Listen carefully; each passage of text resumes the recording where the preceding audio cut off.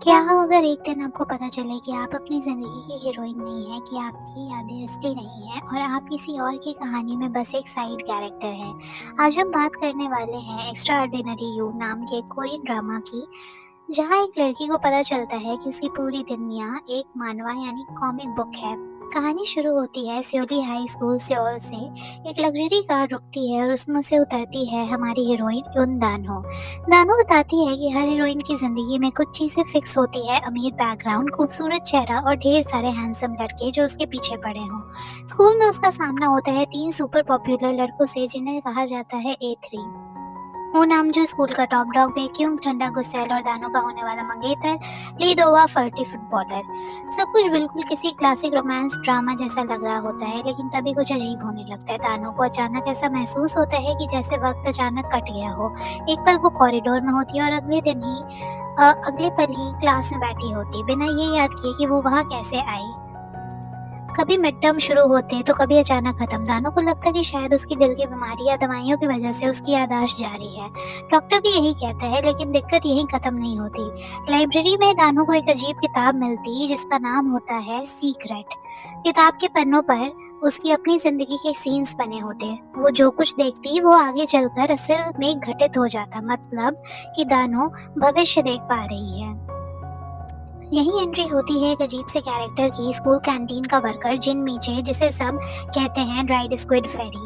वो जब दानो कैंटीन में लंच ले रही होती तो उसे जिन मीचे कहता कि आज तुम बहुत थकी लग रही, तो दानो कहती कि कोई फायदा नहीं, अब तो सीन कट होने वाला है, और वो उसे घूरने लग जाता। वही दानो को पहली बार इशारा देता है कि जो तुम महसूस कर रही हो वो यादाश्त खोना नहीं है। मीचे आखिरकार उसे सच बताता है कि हम इंसान नहीं हैं, हम मानवा के कैरेक्टर्स हैं, यानी कॉमिक बुक के कैरेक्टर। जब सीन बदलता है तो तुम्हारा अस्तित्व भी कट हो जाता है, इसीलिए तुम्हें लगता है कि तुम्हारी यादें गायब हो रही हैं।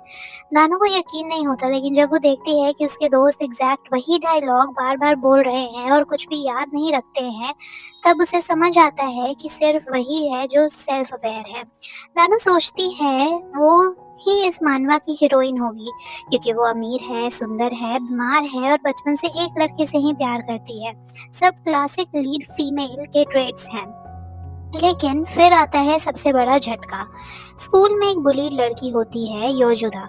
जब उसे स्कूल के बुलीज परेशान कर रहे होते हैं, तब दानो उसे बचाने जाती है, तो बुली लड़के उसे भी परेशान करने लगते हैं। तो नामजू बाइक पर एंट्री मारता है। दानो सोचती है कि अब ये मुझे बचाएगा क्योंकि ये हीरो है, लेकिन नामजू दानो को नहीं बल्कि जूदा को बचाता है। वो कहता है जो मेरी चीज को छुए वो मुझे पसंद नहीं है, और तभी दानो समझ जाती है कि वो कहानी की साइड कैरेक्टर है, ना कि मेन कैरेक्टर। वो नामजू का मतलब है लीडिंग मैन, योजुदा का मतलब है हीरोइन। असली लव स्टोरी नामजू और जुदा की है, दानो तो सिर्फ एक साइड कैरेक्टर है, उसकी जिंदगी किसी और की कहानी है। कहानी यही नहीं रुकती, क्योंकि अब सवाल ये है कि अगर आप साइड कैरेक्टर हैं तो क्या आप अपनी किस्मत बदल सकते हैं? क्या कोई मानवा कैरेक्टर अपने लेखक के खिलाफ जा सकता है? और सबसे बड़ा सवाल, दानो को किसने सेल्फ अवेयर बनाया? और एपिसोड 1 यहीं पर खत्म।